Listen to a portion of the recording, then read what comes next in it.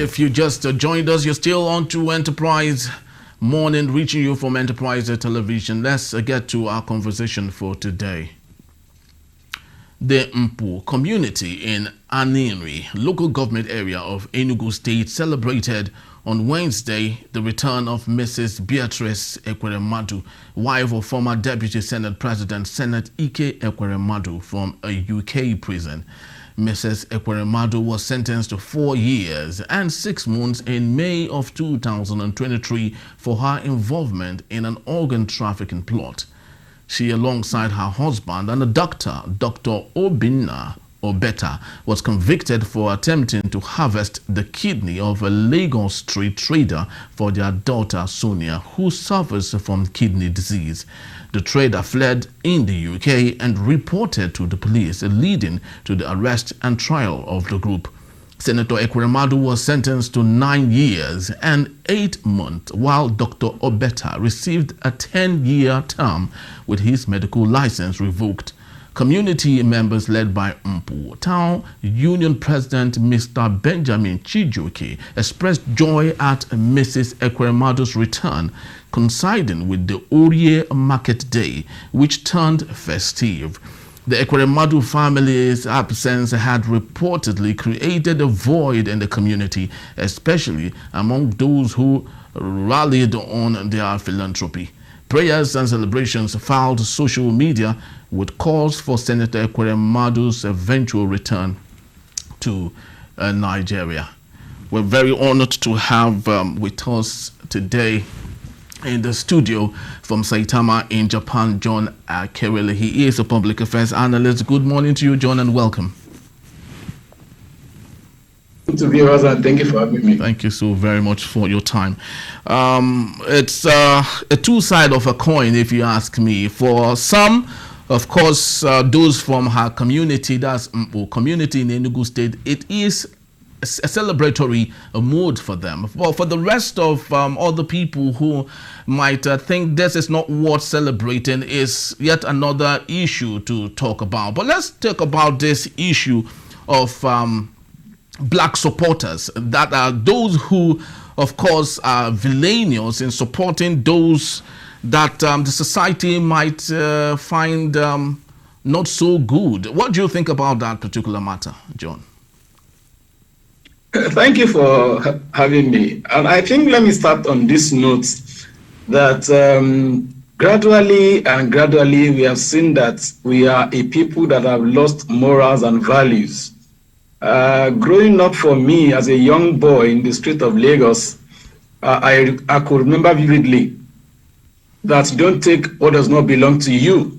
You don't come home with a pencil that is not your own, because questions will be asked. Where did you get the pencil from? You don't bring things that your parents did not buy for you, or what they know that you don't have the capacity to buy for yourself. And that is the community, where I grew up as a young boy. And now, coming to that same society and seeing all of these shenanigans, it breaks my heart and then make me shake my head for the next generation. This is not the first time it's happening.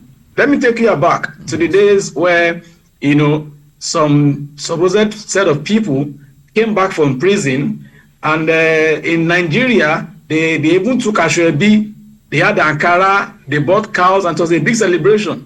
And then I'm asking, if only we know the import of these actions and inactions, what does it say to the younger generation? Does it say to you now that if you are a criminal and you've been convicted, and when you come out of that case, you will be celebrated? In other class of the world, people just go their way and just live a low life, a very calm life, and just do things their way until they've been remorseful, and then there are changes, and then they can come back to society. But we are a people, we always see how we make gains from the bad entity. So for me, most people who are in this category, if you check it, they are people who have directly benefited from all of this shenanigans that has been going on. And to them, rather than we clamoring for a society that is well structured, that can work for you, irrespective of who you know or who you do not know, we are still building a society where is a man no man. When my person get there, it's our turn to eat. When our person is out of there, it's not our turn to eat. That for me is not a way to build a better society. And I think going forward, we should take a cue from this. There are things that are not publicly accepted, that we know does not erode good, that it does not bring about good value.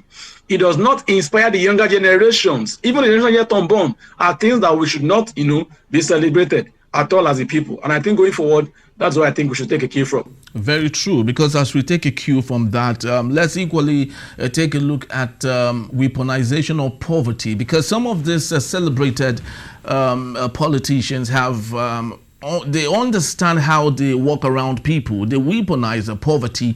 They derail what they are supposed to do.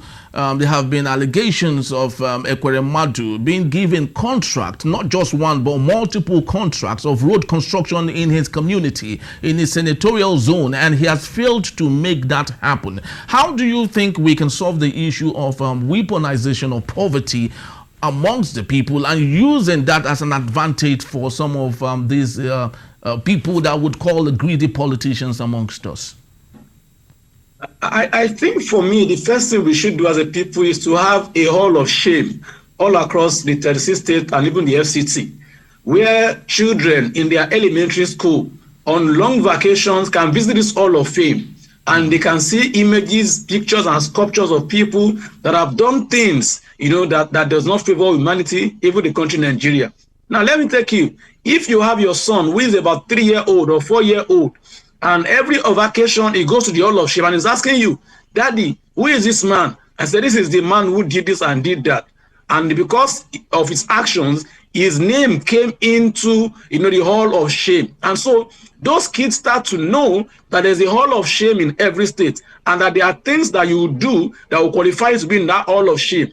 And for anybody who is in that hall of shame, the entire generation, has been in shame, and that's what it means. And so that can help us start, enshrining, better values, ethics, and ethos into younger generations that will be the better society for all of us.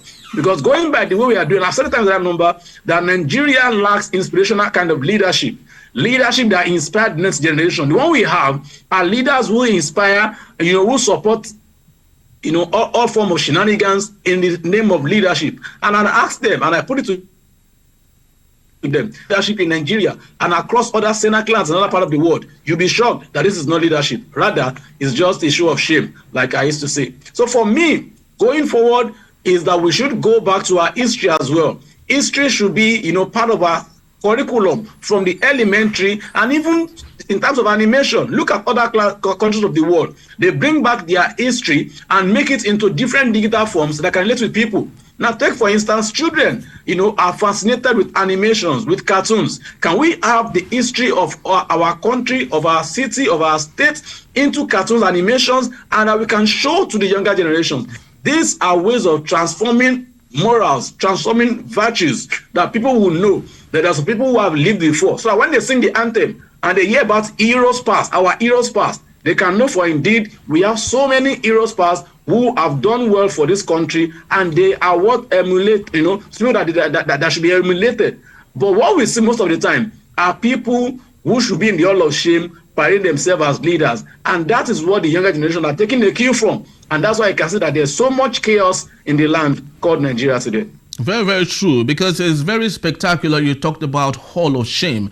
As much as, of course, we do not support this publication, but I think it's very important that we still, mention it, because it went viral at some point, of course, which is according to the OCR, Organized Crime and Corruption Reporting Project, which, of course, recently ranked our President Bola Tinubu as the third most corrupt leader in the world. As much as, of course, we do not support what they have said, because it is not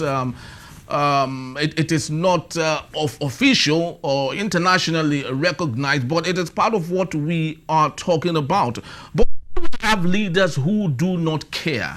When we have leaders who do not mind what the people say, like you talked about Hall of Shame, how do you think we can get around this, such as the future generation will learn how to be the best of leaders? I think for me, he has to come to the smallest unit, and the smallest unit is the family. But then also look at it that there's economic importance of the father figure in the family. And so even your scriptures, let's go scriptural now.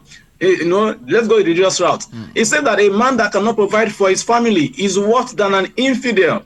In other words, a man who is not economically viable and stable cannot, will lose that authority in his house. And so for me, the politicians understand that part, and that's why they say that they always do things that will reduce your buying power as a person and make sure that you are not economically viable and stable for you to assert some of these acts into your family unit called, the smallest units in the country. But what we should do going forward is that every family, because there's nobody who fell from heaven, my brother, we all belong to a family, and as such, these are actors that we should be enshrined according to the smallest unit of the country, which is the family. Now, the family you are from. There's a name that you didn't give to yourself. It's a family name. And so there are some things that you must do to always read the family name. But in this case and time, we have said that we don't want a good name. We want the good rather than a good name. Gone are those days where good name, makes sense in Nigeria. Now it's not about the good name. Nobody cares about the good name. And then you ask yourself, at what point did we make that U-turn? And I think this is also a clarion call for all Asundri and all political leaders to see that even apart from our own individual interests, we should look at generations yet unborn.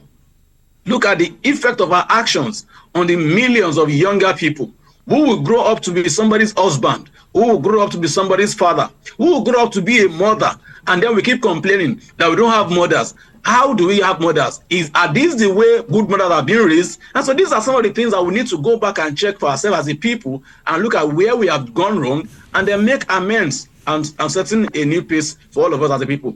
Talking about Mr. President, there are so many publications either verified or alleged about his own personal, and all of his dealings in previous time. But what I think is more important is that leadership, it even goes beyond the presidency. We have governors, we have local government chairman, we have religious leaders, we have obas, we have emirs. All of these actions that they do, have a way of influencing the subject. Let me take you to this part of, Yahoo boys and the likes. Before now, there's a 419 syndicate. But do you know that it was not as pandemic as it is right now?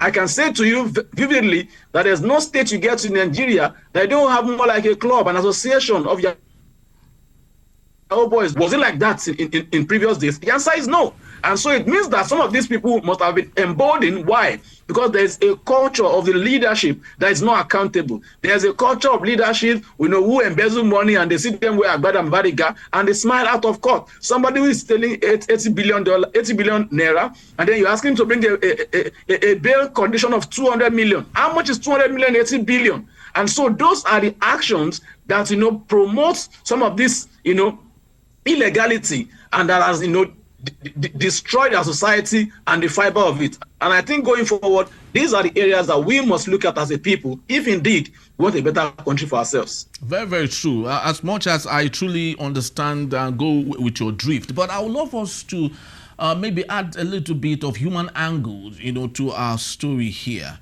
And I'd love you to basically buttress that also, if you may. Where do you think we can draw the divide? Because what led Ekweremadu and the wife, to serving time in the UK is because of the need to save a bloodline, to save their daughter. And for someone who sees a family member, a bloodline in such trouble, they would go extra mile to make that happen. How and when can you think we can start drawing the line, differentiating, doing the right thing and at the same time doing it to save a life but not affecting another person? I think what we should take from this cue is that what the Ekweremadus have done, is illegal, and that's why the court in UK have found them, to have done something that is, heinous, and then they have been jailed. And I think for somebody of that caliber, a deputy Senate president in Nigeria, I put it to you that a Nigerian judicial system cannot jail Ekweremadu if we're to be in Nigeria. Yeah. Why? because the deputy senate president. And that's to tell you that in Nigeria, our own law has lenses. Our own law wear goggles. It sees the big man and it can give, corresponding judgment to the big man. But in other countries, we have seen that irrespective of your position, even in the US, the son of the president, is having his own time behind bars. And that's to tell you, even if there is a pardon later on, that will tell you that the law is no respecter of anybody. However, I think in the case of the Ekweremadus, they have exploited the vulnerability of Nigerians. And that is all what our political class have always been doing. They look for where we are vulnerable and they exploit that vulnerability of Nigerians. And after they know that what they have done is wrong, they queue behind ethnic or religious settings to say, oh, he's attacking me because I do not belong to his own religious group or to his own ethnic group. But the thing that we should say here is that a young person has been exploited, and then the court has said you should go and serve your jail terms. Now, when you come back from that place, I think it's a correctional facility. And so when you come back, it's not a thing of joy. You are now an ex-convict. You don't get an award for being an ex-convict. And so I think for them, they should have been advised adequately. Let's just go their solo way and live their solo life, and not just, come to the public. Because for me, it's not something that is what's being proud of. When you say you are being proud of going to serve a jail term in UK, is that something that you can put on your CV? Is that something that you can print out and say that and put on billboard all over the world? No, this is something that, and the other thing is, when the international scene, see all of these things, then they say to you, that's a country called Nigeria, where anything and everything can happen. So for me, I think we should take a cue that political leaders should not, going forward, exploit the ability of an average Nigerian. And I think that our judicial system should keep that the law is no respecter of anybody, no matter how highly placed you are. Very true. My last question is this, because I totally agree with you when you say that our law in Nigeria has got some googles on it and lenses on it, and it differentiates what it gives to whoever that they wish for. This is not the first time we're having this. Alamesia was pursued in the UK and he came to Nigeria. He was hailed by his community. Ibori, the same thing. He served his term in UK, equally came back to Nigeria, and presidential pardon is about to be given to him, which means he might still, see himself becoming a senator sometimes in the future in Nigeria. Ekweremadu is serving his own time now. Do you think it's okay for Nigerians, for civil society organizations to maybe encourage the West to do more of this, possibly? And do you think the West might agree going forward to help us prosecute leaders that are invincible in Nigeria? I think for me that's the thing to do, because institutions in Nigeria are just like big lions without teeth. There's no teeth in their mouth. They are just there roaring, and nothing can happen. Like I said to you earlier, if Ekweremadu were to be tried in Nigerian court, I say it again, he would not serve one single day in jail. Why? Because he is highly placed. And so these are the things that does not really make things work for us as a people. It does not send a good tone. And so if it will take the international community to bring to justice all of these criminals who are leaders, I think then they should go their way. Another thing we must do again is to look at our law.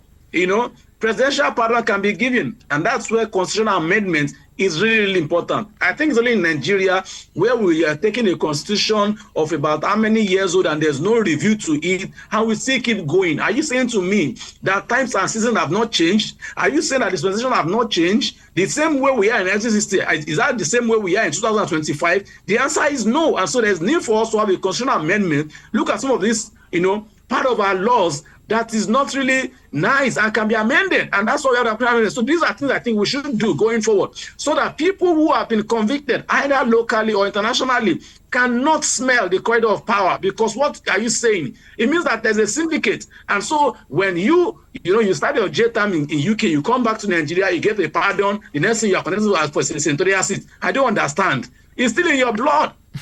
And so if you have been an ex-convict, you should not, come close to the corridor of power, because there are some people who you are breathing down there who will feel if our boss can get back his ticket, then there's food for the boys. And going forward, we cannot have a sane society. But what I think we should do going forward is to build a society that all of us can be proud of and can stand, the test of time, even at a global stage. Very well said. We can't overstate some of these facts because they are true facts. In Nigeria now, the poor would say, let Nigeria not happen to me.